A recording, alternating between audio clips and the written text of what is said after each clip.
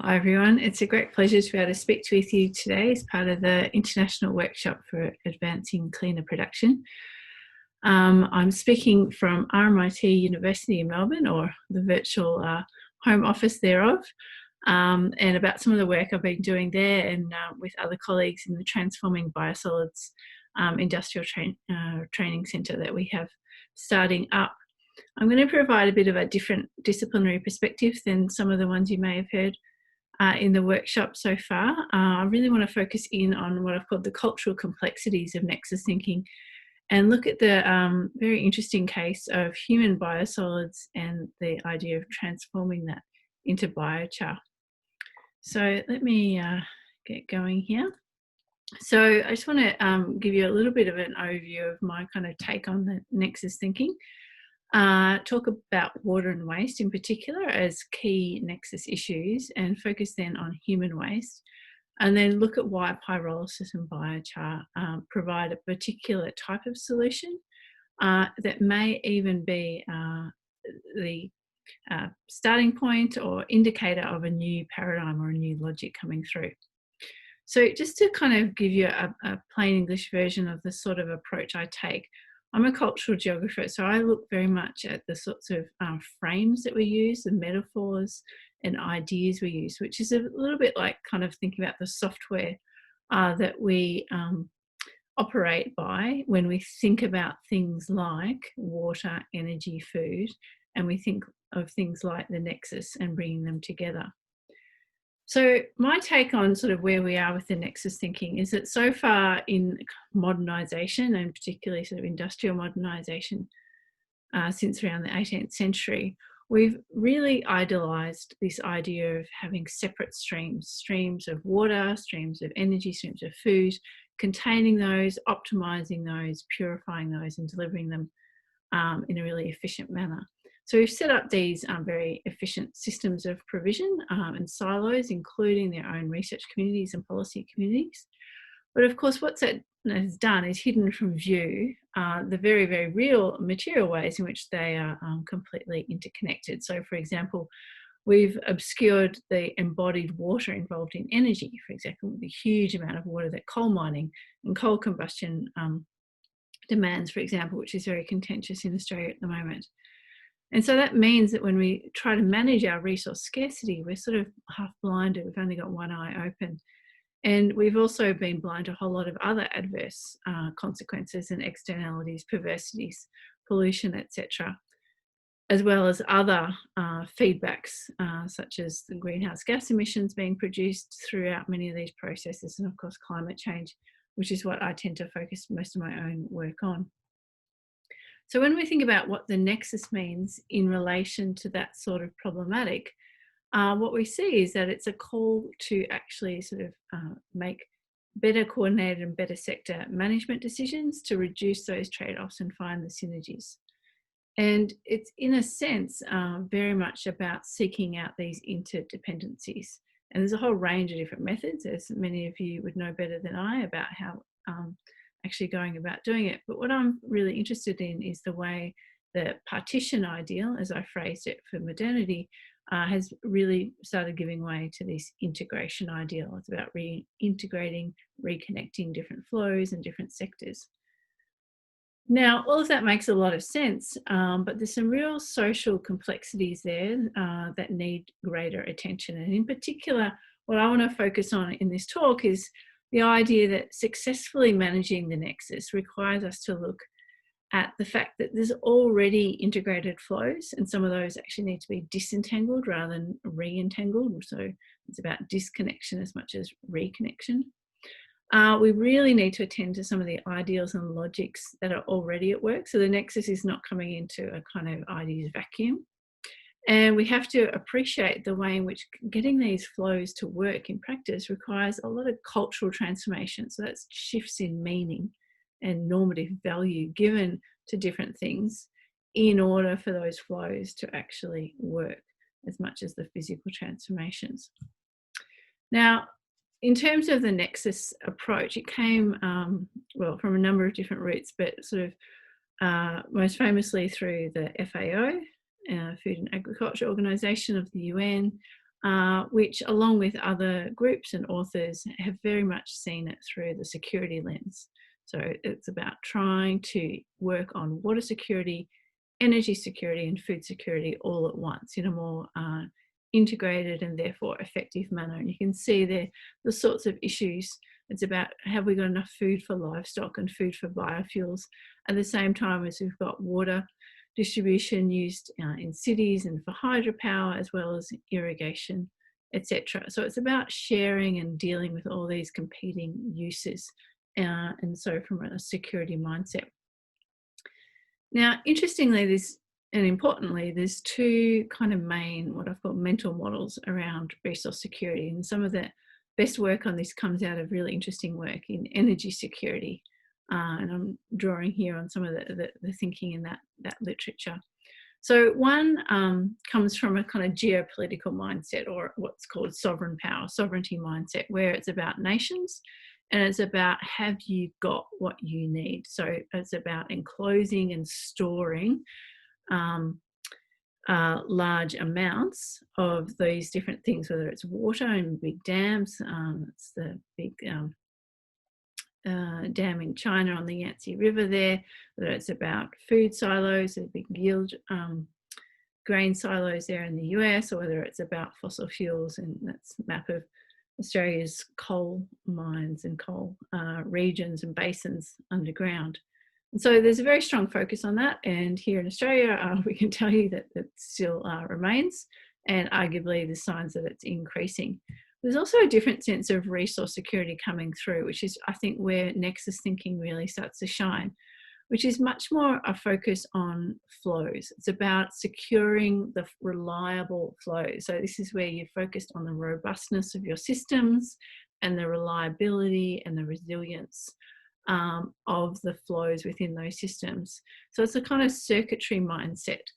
And there's a whole lot of different elements to this, but it's very much about trying to be prepared for disruptions, and the whole COVID-19 economic crisis has very much brought that to the fore. But it's also about trying to better organise, so this is still very much modernist thinking, better organise cities and their hinterlands. And one of the sort of key boundary objects here, or sort of ways in which this is operationalised, is through the idea of the urban metabolism. So this is about the city and its surrounding environment as organism-like. So it has inputs and outputs, it has throughputs, and it transforms them. And you can see there a quote by Stephanie Pincetul and colleagues saying, organisms need energy and resource inputs, transform them to do work, and produce waste, much like cities do. So there's a real use of the organism as a metaphor. There's also a focus very much, as I'll talk about later on organisms per se as some of the actors in this as well. Now, one of the things I want to really focus on is this idea of transforming. So organisms as kind of machines, if you like, of transformation, or sites of transformation. And that's that idea of them doing work. Now, humans also do a lot of cultural work to get these flows to happen. But what I want to emphasize is the cultural as well as the physical work they do in order to coordinate and connect the flows as they would like to do so. So I want to do that by looking at the particular case of water, so the water element of the WEF nexus, and the very, very important issue of waste. So when you think about water management, the sort of conventional paradigm that Nexus Thinking and other ideas like circular economy are pushing back against is the linear idea of what's sometimes called take, make, waste. But as has become clear through Nexus Thinking, but also parallel ideas, as I mentioned, around circular economy, there's a shift towards trying to improve the conservation of resources at the start of that pipeline and improve the sustainability, so reduce the waste produced at the end of that pipeline. There's a whole lot of literature about these rather large paradigm shifts in water management. When we think about waste, it then helps us to kind of understand where the nexus logic or nexus thinking comes from. which is that waste can be a verb. So do not waste. Don't waste an opportunity. It's very much a part of the sort of Protestant type upbringing that I was brought up in, and other many other cultures as well, I'm sure. But this idea of waste as a squandered opportunity. At the other end is waste as a noun, waste as a thing. And this is the idea of trying not to produce waste. And when you start putting them together, you start to see how this the mental model of this kind of circularity starts to come in, which is that we try not to produce waste, but we also don't want to waste opportunities. And so you start to see that if we could just transform the waste that we do produce into something that we could use so we don't waste the waste, then we start to get the circle. So it sounds like a whole lot of word games, I'm sure, but it actually is quite important for understanding why we're approaching things in the way we're doing. So that points us towards what I've called two logics of waste management. One is reducing. So reducing, trying to reduce how much of resources we use in order to avoid scarcity. And one's about revaluing. So if we're producing waste, revaluing that so that we can actually reuse it. I want to focus on the revaluing first, even though it's sort of, in a temporal sense, it sort of comes later. So in the water sector, and particularly in the wastewater sector, we've often had, in terms of that take, make, waste linear paradigm, stuff at the end of the pipe called wastewater treatment plants. And they treat the wastewater, they treat the waste in order to kind of neutralize it and manage it as best they can. And it's sort of it's a bit of a, I guess, not particularly ambitious in what they're trying to do. So trying to just kind of keep that waste from being troublesome, keep it from being a widespread pollutant, control it and minimize it. But there's been a shift towards revaluing that waste. And in fact, wastewater treatment plants are now being reframed by some people as water resource recovery facilities, really trying to shift their purpose and their role in the water system. And in fact, there's also a waste, an ideal here, where you start to see a kind of vision of these nexus circulations, in particular here, the wastewater one, as replicating natural cycles. And there's a large number of kind of statements that really starts to talk about waste as a human construction, as something that doesn't necessarily even exist in nature, and therefore it shouldn't exist in our system. So this is about a kind of biomimicry approach, where we look at how nature works. It doesn't devalue things as waste, it reuses everything, and therefore there's a sense that our nexus circulation should start to do the same sorts of things. And paper there talking about the waste-free circular economy as a kind of example of this. But arguably that approach of trying to so a particular vision of nature as completely holistic cycles in which waste doesn't exist as the kind of ideal that we should work towards, actually denies the ongoing need, if not social dominance, of what I call the reduce logic. And this is the idea of actually having to eliminate certain things as well. And if you think about all the approaches to a whole lot of unwanted substances in the world, it's often a very aggressive war type footing. So in the climate change world, there's a big war type mentality. It's been particularly discussed recently in relation to the climate emergency, but there's a longer standing idea of kind of war on carbon. We're seeing that language in Australia. There's been a kind of very popular TV show. Let me see if I can move my own head there. We can get Craig's head. He's a TV personality who's had a popular show called War on Waste. And of course, with the COVID-19 crisis, we've had this kind of war on germs as well, war on the virus. And there is there's problems with this kind of logic, but at the same time, it does represent and point to some very, very real dangers in which it is important to acknowledge we do need to eliminate and make safe a whole lot of things. And it's not just a matter of shifting our mental mindset on things. And so here the goal is securitization, much more in that sovereignty type mindset that I first indicated, where approaches to security are around enclosure and around cutting things off and disconnecting them, as much as it is in that nexus type thinking, which is around circulating things and connecting things. So as you can see, there's a little bit of a tension there for some nexus approaches.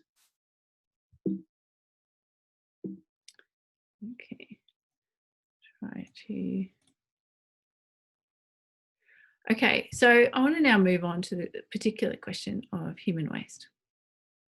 So human waste, you know, most of the time we don't talk about it in academic presentations, nor in polite conversation. And there's a whole lot of cultural reasons for that. I love that picture from the cover of a famous book called basically The History of Shit, to forgive my French, it's actually in French. And it is all about our cultural hang-ups and concerns about talking about human waste. And one of the things about this is that this is a relatively recent modern invention, and in actual fact, in much older times, human excreta, as it's called, was once a prized resource. In fact, could sell at a fairly high rate at certain times in China, for example. And Gay Hawkins, I can see I forgot to put the date of her book, 2004, I think it was, talks about this and the intense psycho sort of cultural efforts we've put in to actually removing it from our daily experience, so that now in a lot of wealthy countries, at least, it's something that is very much minimized in our daily lives, because we've set up a whole lot of systems, a whole lot of spaces in which it gets whisked away. And the reason it's able to be whisked away is because, and we have this culture of flushing, is because of water and the water infrastructure. And the two have been intimately connected. And not only that, but water has been used to actually whisk it away. And so this whole setup of what's called sort of hydraulic water systems and plumbing into people's houses, into the private spaces of their bathrooms, then these underground pipe systems for a city to take that away, usually outside the city boundary, and then to dispose of it in some kind of manner, is very much the purpose and some of the driving force of the water system, as much as it was supplying fresh water as well. And although that elimination logic has been so strong in setting up the water system, at the same time, unlike other types of waste, human excreta actually cannot be fully eliminated ever. It's you know, obviously an inescapable part of human existence. So what we're starting to see here is that water and waste have a very complex relationship. So on the one hand, water, when full of human excreta, sewage, becomes a source of waste, something to problem. But at the same time, washing with water is the solution to waste. It is the kind of number one cleansing tool. And when we have pure water, it's proof that cleansing can actually work, whether in the form of recycled water, or whether thinking through the movement of water through the broader global water system and water cycle, so that we get beautiful dams full of clean, fresh drinking water, as we're lucky to have in Melbourne. But this idea of the sanitation logic of keeping things clean and germ-free, both internally, so the idea of hydration And if you've ever thought about starting up a company called Pure Hydration, don't, because there's just 4 that I came up with very quickly. So that phrase pure hydration is very much a kind of cultural fact. But then also the purification idea of using water to clean us on the outside as well. And so this sanitation idea indicates that water and waste have this very strong relationship before we even start trying to rework it through any kind of nexus type logic or way of thinking.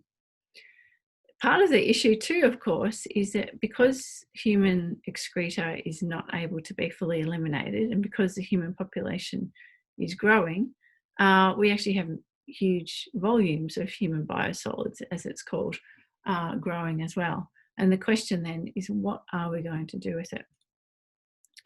So what can we do with these human biosolids? If we have the blue water coming in, mixing with the brown biosolids, mixing in the water treatment plant, or let's call it the water resource recovery facility, the issue then to actually then be able to reuse and revalue that water and reuse and revalue that biosolids in keeping with a nexus approach actually requires us to disconnect them again. So what I'm trying to say is that although the nexus approach is often seen to be a kind of bringing together of things that are separate, in the wastewater system, you actually have things that are already mixed, and the first issue you actually face is actually unmixing them. And part of that unmixing requires things like dewatering of biosolids. So you separate it through more and more processes, and there's a very good website called biosolids.com.au that takes you through the many steps involved. And one of them is quite tellingly called dewatering, which is that biosolids just need to get rid of the water. And one of the kind of very basic ways they try to do that is through evaporation, and that takes up a lot of space, which I'll come back to in a moment as one of the issues here. So once you've got it and you've dried it, you've separated it from the water, and the water can then go off to be recycled and purified and reused in some form. And the biosolids becomes more and more concentrated and sort of back to its more original kind of form, if you like, though of course obviously mixed across many bodies. Then the question is, well, how do you actually make it socially, culturally, economically usable? How can it actually be managed? Well, so the first logic, the first thing to discuss here is the reduction one, which is we actually now have it, but we want to get rid of it. We can't leave it sitting out in these sewage ponds forever. We have to actually get rid of it. And I want to now talk about 2 very common and symbolic ways in which we try to get rid of things. One is burning and one is burying. So to kind of give you a really quick kind of cultural window into this, burning has a hugely symbolic role as well as a hugely practical role in our society and across lots of different cultures. We have a deep fascination with fire, which is probably because Earth is actually the only astronomical body in the solar system with fire, and humans are the only ones that routinely use it.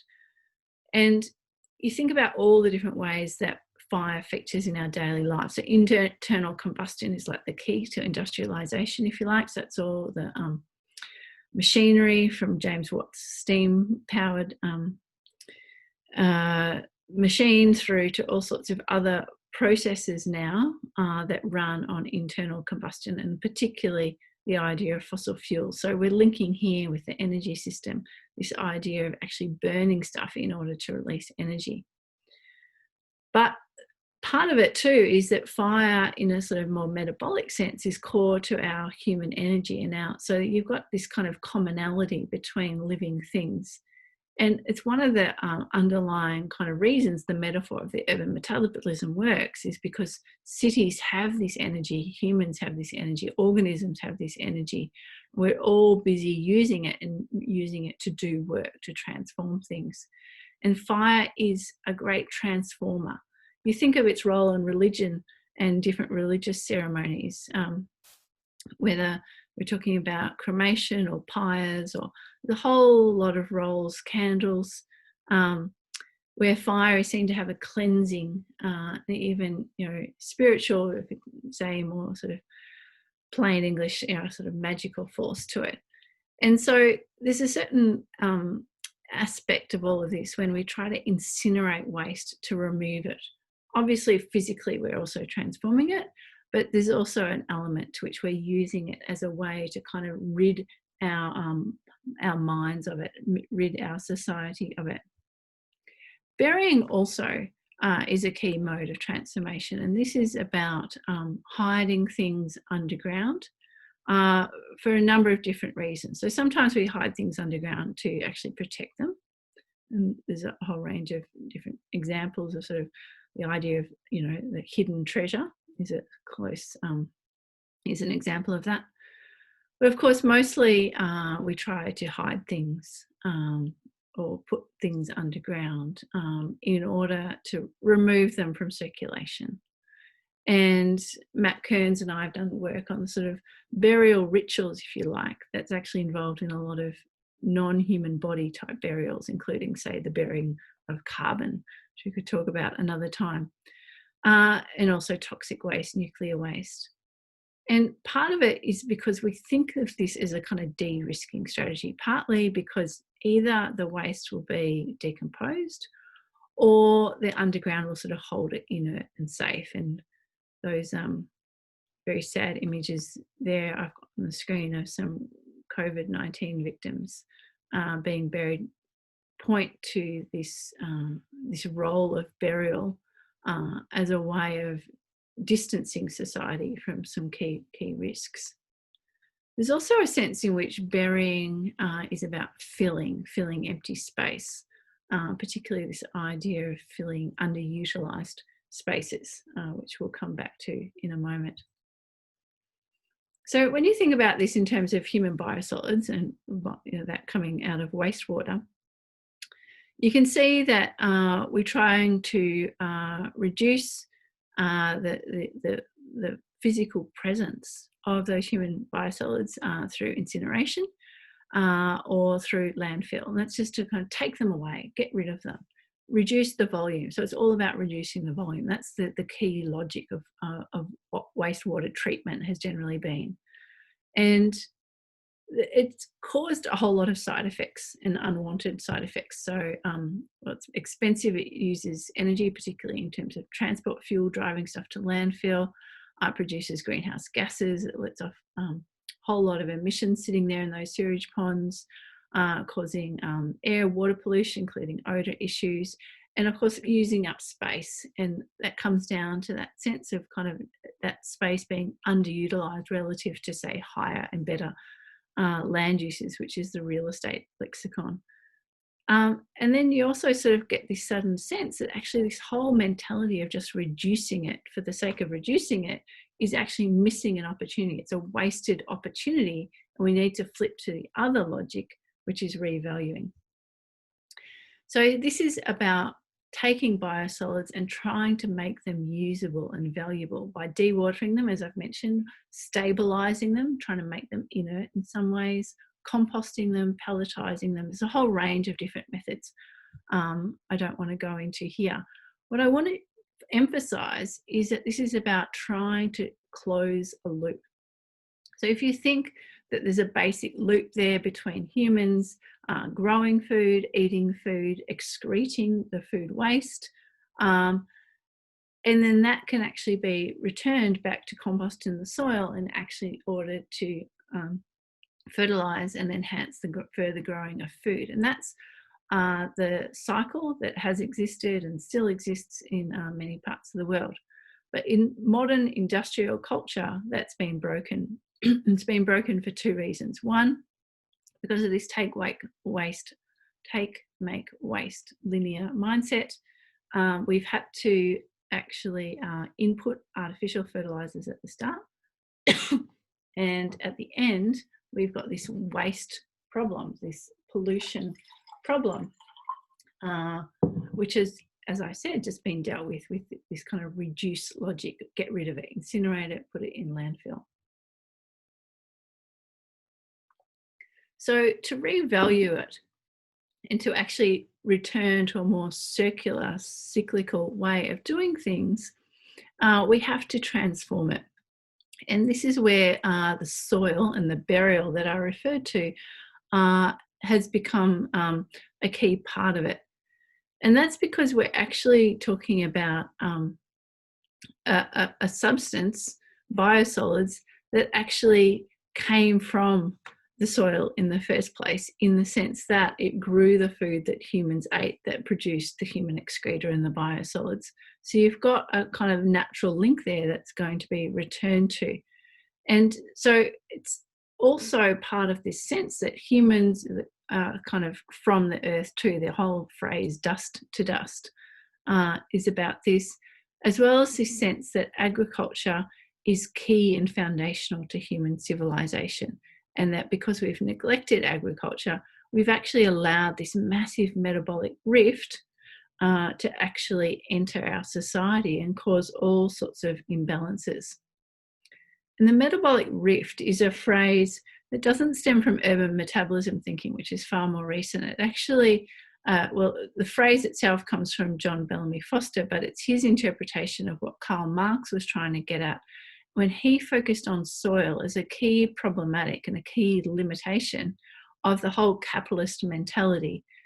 And part of what really aggravated and triggered a lot of his critiques of this capitalist system that was developing up around him was this incredible breakage between the cyclical ways that things were done. In particular, he focused on how the excretions of consumption, as he talked about, were wasted.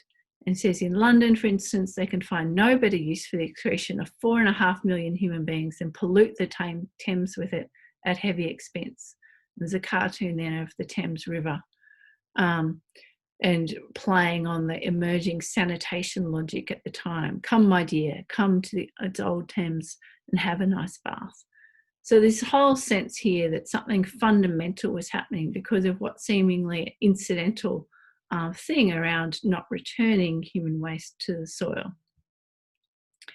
And so that's the kind of waste element. But if you think back to also the need to actually then enrich the soil in other ways, we also have this issue of fertilizer. And Justus von Liebig, the famous German chemist, who's kind of considered the father of scientific agriculture and invented synthetic fertilizer, actually came to really advocate very, very strongly against the way modern fertilizer was being produced because of what he saw as the kind of absurdity of actually mining guano, so bird excretions and rocks, phosphorus-rich rocks in the colonies, and then shipping it back to Europe. And that role in settler colonialism, this role of exploiting and extracting resources from colonial countries, and including, of course, Australia, New Zealand, a whole lot of countries around the world, actually put in place a whole lot of relations, which meant that many of them, not all, but many, are actually now in a situation of not having the same incomes and the same situations to be able to have the sanitation systems that I've been describing as this kind of Western ideal. So a lot of those efforts to put in place these big centralised water systems and water infrastructure actually hasn't occurred in a lot of the countries. And there's a link there to some of the colonial past and the ongoing relationships of exploitation that were set up there. So you can see here how historically significant this metabolic rift has been. Then when you think about some of the side effects of fertiliser production as well as fertiliser use, including, of course, algal blooms, which is a massive problem in Australia, you can see that there's a massive issue here, all tied up in this question of how we handle human waste.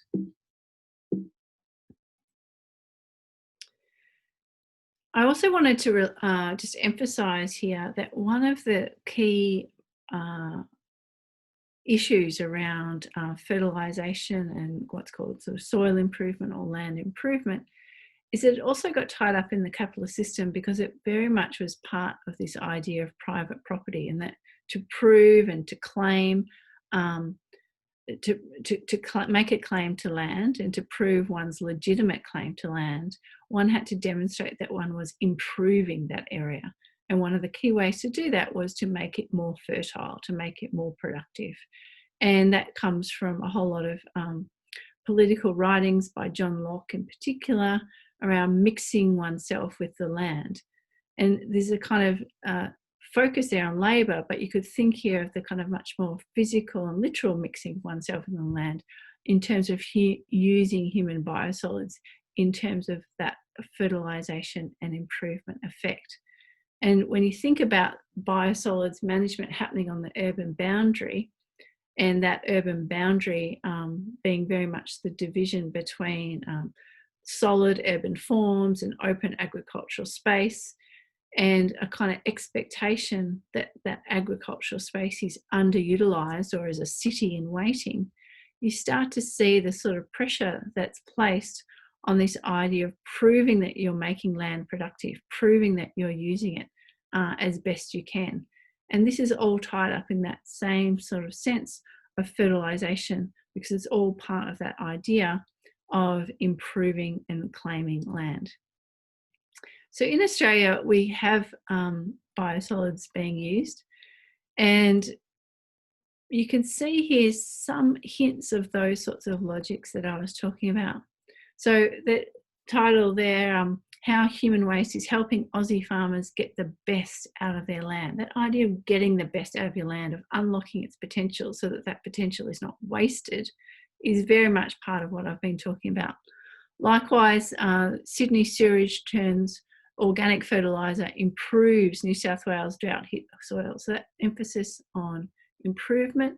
And the drought is significant here, not only because of the role of climate change in all of this, but because one of the challenges that drought poses to farmers is not just the practical challenge of dealing with it on their farm, but also because it can make their farm look so degraded. It can make their farm look poorly farmed.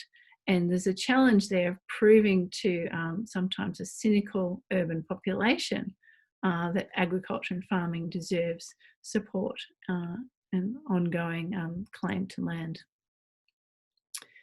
So what we see here is a kind of very deep and historical relationship between human waste and agriculture and that cycle. So closing that cycle that I showed. And it actually calls into question why the water sector actually has to become involved. If you think about that kind of development of the water sector, whisking away the human waste, really for an urban population, there is actually a sense there now in some rural populations and agrarian populations, some urban agriculture, I should say, of actually just disconnecting from that whole water system in order to actually close the loop in a much more local, even single farm type way. And there's a kind of ideal of being waste-free and mains water-free, particularly in the permaculture movement, which is very enthusiastic about what's called humanure. Okay, so we start to see this kind of push towards revaluing farmland, revaluing biosolids, I should say, as a form of fertilising farmland. But that has a number of limitations, which comes back to the inability to actually fully escape that elimination or reduce logic. And that's because the facts are that there are often still the risk, if not actual presence, of contamination with pathogens, and there's a risk and so to follow on that, so with the human pathogens, and in actual fact, there's still a lot of cultural anxiety and uneasiness about that. So there's a lot of social pushback, particularly given that food safety is actually becoming more of a concern. So a recent survey in Australia and New Zealand's Biosolids partnership group, they found that the existence of biosolids, a little less opportunities for its reuse, are largely unknown by the general community. So that's a pretty big claim, that the existence of biosolids is unknown, given how intimately and inescapably all of us are involved in biosolids. It just goes to show how successful that sanitation logic has been of actually removing it from our thinking. And the idea of staying free of pathogens and away from pathogens, and therefore resisting food that you know that has been grown using human biosolids, is only intensifying in some ways, because we've got this food safety culture which is being reinforced, particularly because of things like pandemics and this kind of reinforcement of the need for sanitisation of everything. And climate change is actually also increasing food safety problems in a real way. And so you get this pushback and you get this move towards enclosing food, keeping it safe, a sort of securitization logic around plastic packaging. And we all see, probably lament the over packaging that we see of a lot of foods. But this is part of this sanitation thinking of the same sort that means we wash and wash and wash. And talking of washing, we also have, as a byproduct of the sanitation ideal, a very, very strong culture of laundering and bathing. I think Australians in particular are a bit over-obsessive about laundering and bathing. And we also have a very strong focus on making sure that recycled water is as clean as possible, keeping it pure, which comes back to that pure hydration ideal I mentioned earlier. And all of that raises the question of, so where do all the contaminants go? And they go into the biosolids, and not only do the biosolids get contaminated with what's been removed from recycled water, but because we're obsessed with washing and cleaning, we're putting more and more microplastics inadvertently in. And so you're getting this new contamination. So you're getting a bit of a vicious cycle there. So that means that the revaluation of biosolids for reuse in farmland as a fertiliser also faces the barriers around, well, heavy metals we haven't discussed much, but also these new contaminants, the microplastics, what's called the PPCPs, pharmaceutical and personal care products. And we could talk about all the drugs that are going in as well. That's another topic. So just to complete this diagram, I wanted to also emphasise that reevaluation of biosolids, but using a transformation process based on burning, is also part of what's going on. And part of it is the idea of burning or baking. It's kind of an alchemy, that ancient idea of transforming the actual meaning and materiality of stuff through high heat, which led to metallurgy.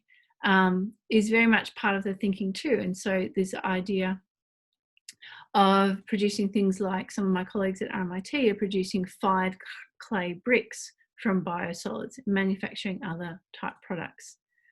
One of the key ones here is burning biosolids to produce energy. And this is the fuel lens, where the question is, what can we burn? What can we burn to actually release energy and to capture its power?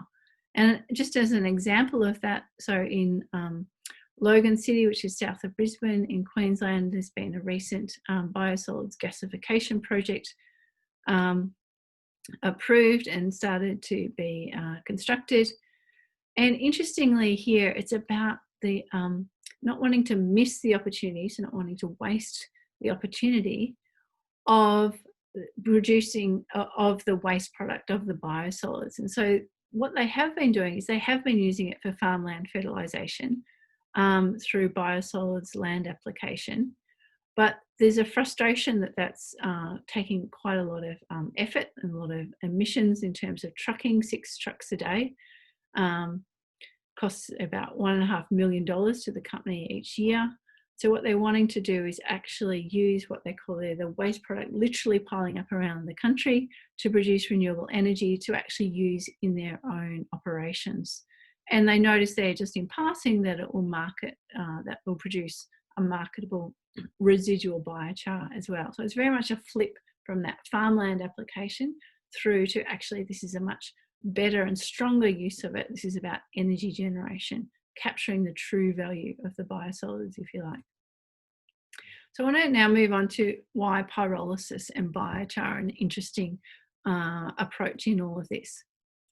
So pyrolysis is similar to gasification, but it's burning it without oxygen. And so it actually is about that burning transformation mode that I discussed, which helps to concentrate and clean the biosolids. It has that symbolic and practical process of cleansing.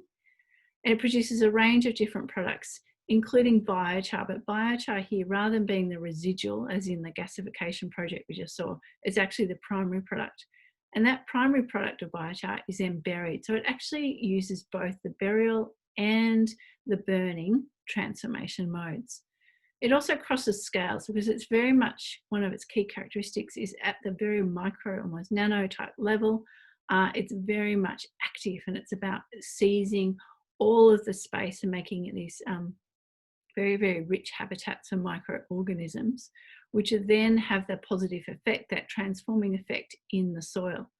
Not only that, but it actually has a cleansing effect itself. So it's not actually just a cleansed product of biosolids, but the biochar then goes on to have a cleansing effect on the soil, a cleansing effect when added to wastewater and biosolids, and even has a cleansing effect on the atmosphere by drawing down carbon dioxide through the hard work of all those microorganisms, connecting that micro scale up to the global planetary scale. So you can see why it's really captured imagination. And it sits very much at the center of this framework that I've been developing. So it's both about revaluing biosolids, producing biochar, but it is also about reducing. It's about taking out things that we don't want, drawing out and cleansing. It uses both burning and burial, as I discussed. And so what we're seeing is that biochar is actually emerging as what some people even call a social movement. And part of it is because I think it represents a symbol of hope, particularly in climate change. As a negative emissions technology, it represents an opportunity for us not just to reduce emissions, but to actually somehow restore a safe climate. I think it also symbolises Nexus Thinking, and particularly when it's made from biosolids, it starts to really talk about moving across those boundaries and even breaking down, particularly that human nature boundary, which is the kind of classic modern one.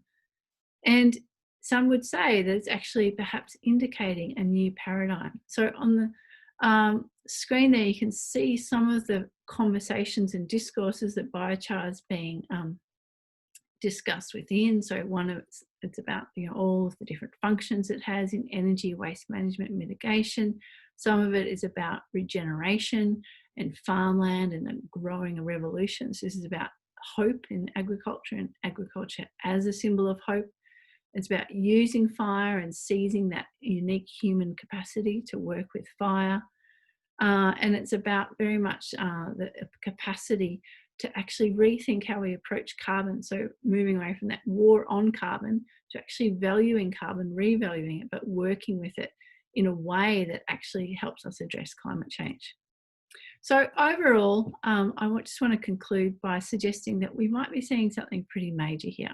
So I started by talking about the way that Nexus Thinking came out of a security mindset, but that security actually has two different sort of meanings, if you like. One's about stores and holding things and enclosure and very much kind of a safety kind of mentality. The other one's about circuits and flows and maintaining those flows, keeping them resilient and robust to disruptions. But I think there's something else happening here that biochar might help symbolise and point towards, that maybe Nexus Thinking is also stretching towards as well and helping to perpetuate. This is what Danny McKinnon and Kate Derrickson talk about as resourcefulness. And it's more about tinkering and gardening, where rather than sort of it's about all flows are good or all storage is good or all waste is bad and all waste must be abandoned, it's much more particular. It's about selecting what we use where. It's about understanding the specificities of different elements of nature. So biochar being something that helps us to see both the negative and dangerous elements of nature that have to be decontaminated at the same time as helping us recognise the amazing vitality of soil and life.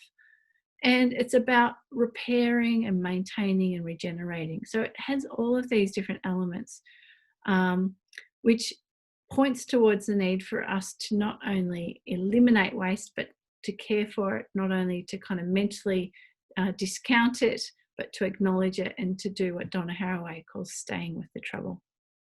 So in conclusion, I think what I've been trying to do here, and sorry it's gone on for so long, is to draw attention to the importance of paradigms and logics, including existing logics at work, as we think about what the Nexus thinking and approach might be trying to offer. Understand that when we're talking about the water and waste relationship in particular, it points to the need to actually understand that there are already a lot of reconnections and a lot of mixing, and that actually we need to disconnect as much as reconnect in some ways, and just to be more selective and discerning in that. So I've talked about the need to revalue and to reduce, and the way those two logics work in tandem and sometimes in tension. All of this has been about the cultural elements, and particularly the cultural work or cultural transformations that are required to revalue something. And there's different sites in which that occurs. So the human body makes food into waste, it transforms it in a negative way. At the same time, soil and fire can help to transform it and rebirth them in a more positive light. I've also tried to talk to the way that, as I said, there's a kind of tension between the reduce and revalue approaches, and that we mustn't, in our enthusiasm for sort of circulation and flows, completely dismiss the idea of waste as dangerous, because that logic remains very much at the heart of the water sector, that sanitation ideal, and because there are actual real reasons we need to be very, very careful about some pathogens and contaminants and elements in nature as well. So pyrolysis and biochar are interesting because they actually require us to think across all of these different approaches: burning, burial, revalue, reducing. And it might be one of the reasons why it looks like biochar is part of a broader shift. Something here I've suggested might be based around the word of resourcefulness and regeneration. And it's something that anyone working in the Nexus field can hopefully draw some inspiration and ideas from. So I'll leave it there, and there's some of the reading. If any of you are interested in doing further thinking around this, and please do get in touch with me, lauren.rickards@rmit.edu.au, if you'd like to talk further. And I will try to stop